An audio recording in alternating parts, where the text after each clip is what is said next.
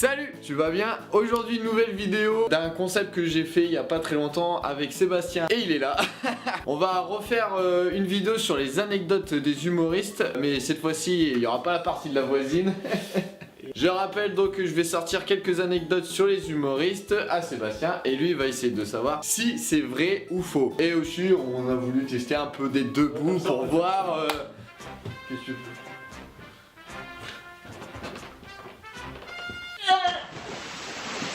Et il y en a, ils vont dire oui, mais c'est comme McFly et Carlito, c'est comme Bigorneau et Coquillage. On va partir sur la première anecdote, c'est parti.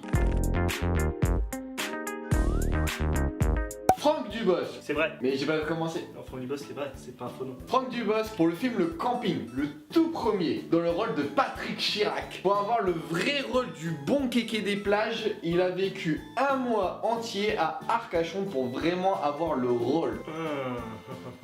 2006. Parce qu'on remonte il y a longtemps et à l'époque, il avait pas mal de... Il y avait un spectacle, je crois qu'il tournait. Je pense pas qu'il ait eu le temps pendant un mois de se poser et faire bon, les gars, je vais faire un film, Youk Transat, le pastis. Non, je pense que avec le bon slip kangourou. Bien dégueulasse. les gars, il y a plus de chocolat en route, on va du bacon. Ils savent bien que ce soit vrai, mais je pense que c'est faux. Et la réponse est... Eh ben c'est faux, tu as raison. Un point. Pas besoin de points, t'es tout seul, hein, donc forcément tu vas gagner. Attention, deuxième anecdote, c'est parti. Bunaimin. Ça me dit quelque chose. Bunaimin, le chinois marrant. Oui, bah voilà. C'est bon. Tu sais, dès qu'on parle de chinois, voilà. Tu sais, moi je suis un peu raciste, alors bon. Alors, Bunaimin, est-ce que tu te souviens aussi du sketch de Gad Elmaleh et de Kev Adams sur les chinois? Oui. Celui qui a fait un peu polémique. Oui. Et j'ai ma mère qui m'appelle, maman. Allô? Oui. Je m'abonne.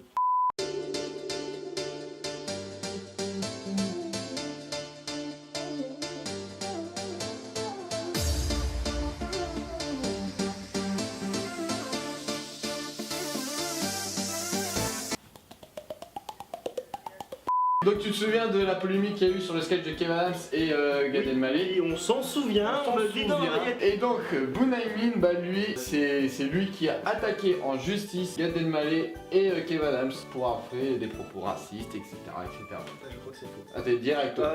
Il me semble que c'est faux, il me semble même qu'il est en mode on arrête de l'humour. Et bah la réponse est... Bah t'as raison, c'est faux. C'est pas par Bunaimin, c'est pas par Bunaimin qu'il a été attaqué. C'est une journaliste. Ouais, et après, c'est là il y a pas longtemps, c'était avec l'histoire de la DJ là qui était asiatique aussi. Non mais voilà, il y a une journaliste qui avait dit que c'était un peu raciste et ils ont réutilisé en plus sa photo vu que ça faisait un an que c'était passé. On fait même moi je vais regarder, moyen. Ah, moyen. moment, Gad Elmaleh, tu cherches un Tout peu la c'est Gad merde. Elmaleh, voilà, qui a partagé la photo en mettant moi aussi je vais regarder ça. Attention, on va passer troisième anecdote.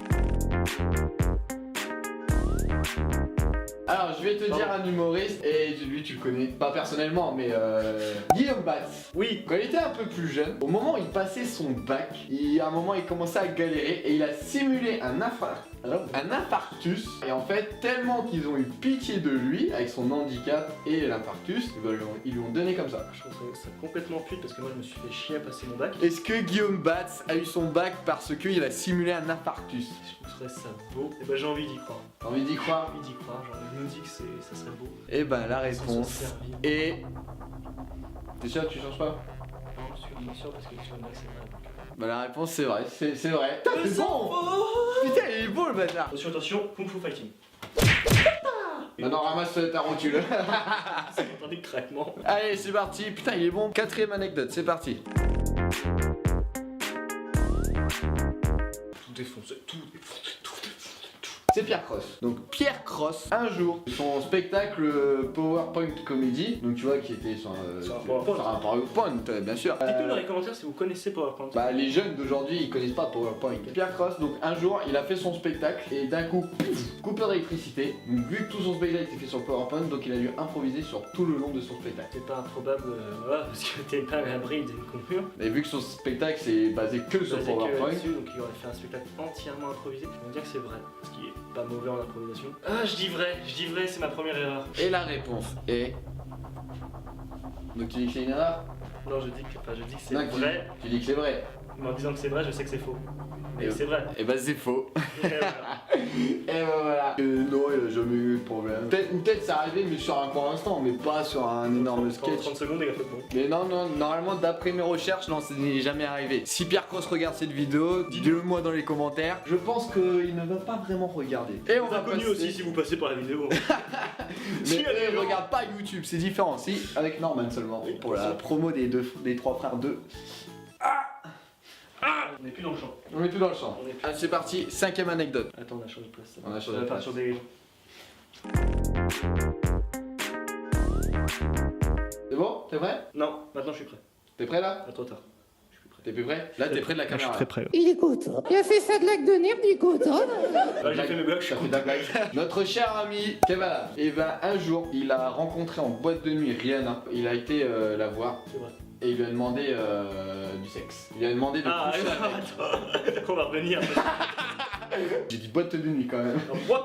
Alors, on va aller au Macumba. Il s'est éclaté en discothèque. Allez. Donc, Kevin Adams, il aurait rencontré en boîte Rihanna et il lui a demandé de coucher avec. Alors, rencontrer en boîte, ça c'est pas probable, voilà. Plus probable pour lui que pour nous. Hein. Ouais, on sait jamais, hein. J'imagine mal arriver. Salut Riri, tu baises? Ah, Sachant que à ce moment-là, s'il y avait les rumeurs qu'il était avec Iris Miss Univers quoi. Mitterrand, Mitterrand, j'en sais rien. Mitterrand. Bah la réponse est Non, et tu, je crois. non, quand même pas. Mais la réponse, eh bah c'est vrai. Kevin Adams a vraiment demandé God, du sexe à please. Rihanna. En fait, donc l'histoire, quand il était aux Son road États-Unis pour son petit road trip, je sais pas. Ou je crois que c'est quand il tournait avec son truc de la fumée, je sais plus. Ah putain, oui. Enfin, quand il était aux États-Unis, en fait, il avait donc des contacts là-bas et à un moment, il est allé dans une boîte. Le gars, il disait clairement, cette boîte-là, elle est réputée pour les personnalités. Donc ils y vont, un verre, 2 verres, 3 verres. Et donc Kevin Adams était complètement mort et donc à un moment, il voit qui? Il voit Riri. Riri, elle est Il là. voit Rihanna d'un coup, il va la voir en disant qu'il aime bien ce qu'elle fait, etc., etc. J'adore ce que tu fais, j'adore tes musiques, on baise. C'est son pote, il a été présenté en Kevin Adams. Il lui a dit voilà, c'est un humoriste célèbre en France. À un moment, ils ont dansé ensemble. Il a commencé à faire des avances à Rihanna. Et c'est après, donc en anglais, il lui a dit ça te dirait qu'on monte dans ma chambre et puis faire du sexe. Pas dans la même courbe, attends. Et c'est parti, on va passer sur la 6ème anecdote. C'est parti.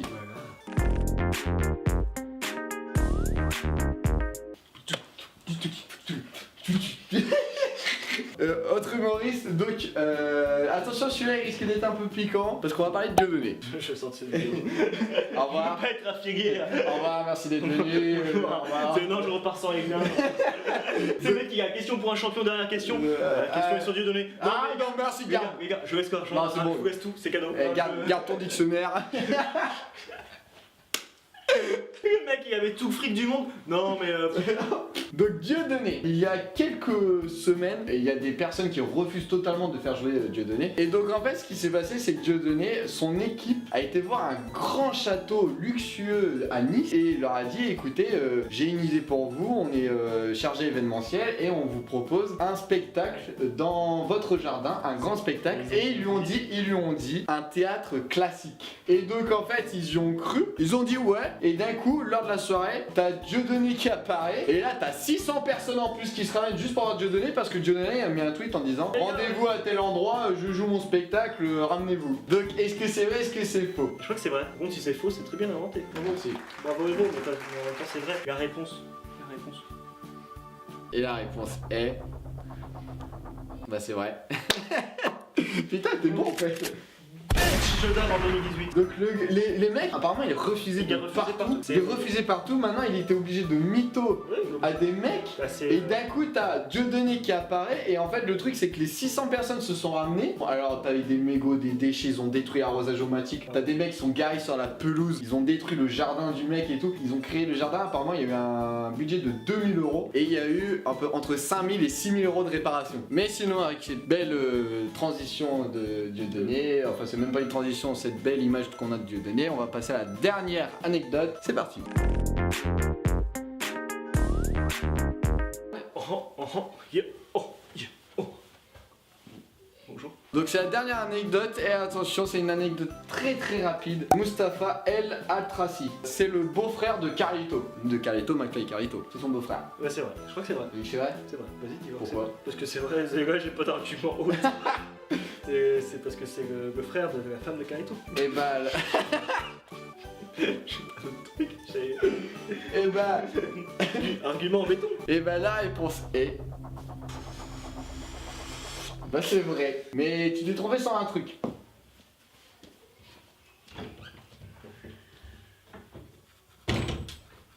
Alors c'est vraiment son beau-frère, mais par contre ce n'est pas le frère de sa femme.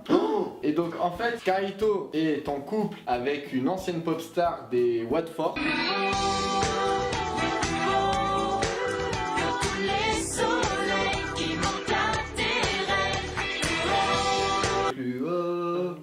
Plus haut, nanana, nanana. Et donc il sort avec l'une des deux meufs. Sa sœur, à elle, est chroniqueuse dans le Grand Journal. Et donc elle sort avec Mustapha El Atrassi. Beau-frère par alliance. Ouais, beau-frère par alliance. Tu m'as enculé là.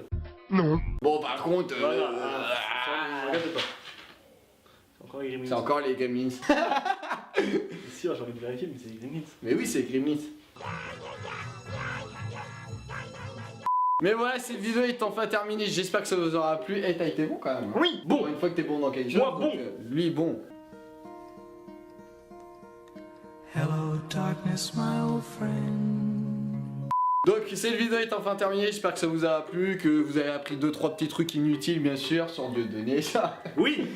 On aime apprendre des choses inutiles dans la vie. Oui. Oui. Et donc je vous dis à très bientôt pour une prochaine vidéo. Tchuss. Bye bye.